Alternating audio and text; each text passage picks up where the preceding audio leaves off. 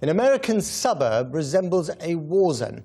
Tonight, President Obama has called for peace and calm in the Missouri town of Ferguson after a fourth night of rioting between protesters and police.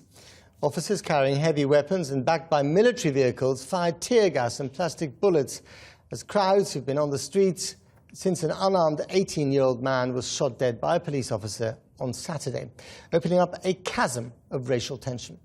Here's our Washington correspondent, Kylie Morris. 5 days after his shooting, and this is how Michael Brown is being remembered, with tear gas, smoke bombs and riot gear. No longer a peaceful protest when you try to injure people. You must disperse now. Even as they asked protesters to refrain from violence and confine their protest to daylight hours, St. Louis County Police went into combat mode.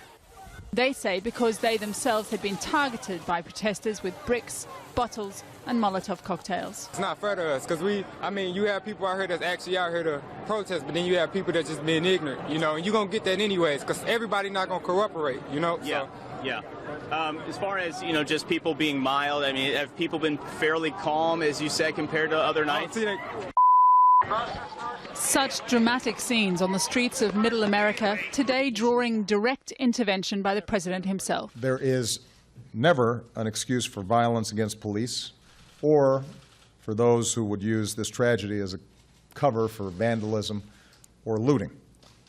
There's also no excuse for police to use excessive force against peaceful protests or to throw protesters in jail for lawfully exercising their First Amendment rights. The community of Ferguson remains desperate for answers. Police have given away very little, insisting the teenager was shot after he assaulted and went for the gun of an officer whose name they're refusing to release.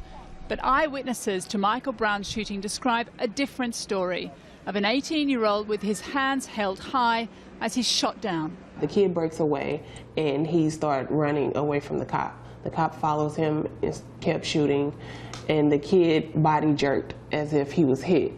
And after his body jerk, he turned around, he puts his hands up, and the cop just continues to walk up on him and shoot him until he goes all the way down. Tiffany Mitchell watched the scene from a window. Here she is in the green shirt on the street directly after the shooting. The second time he says, "I'll shoot," it wasn't even a second later before the gun just went off. But Dorian Johnson was actually with Michael Brown walking home when the policeman pulled up alongside them. He says his friend never went for the policeman's weapon, but the officer opened fire unprovoked. Then my friend stopped running. His hands immediately went in the air and he turned around towards the officer face to face.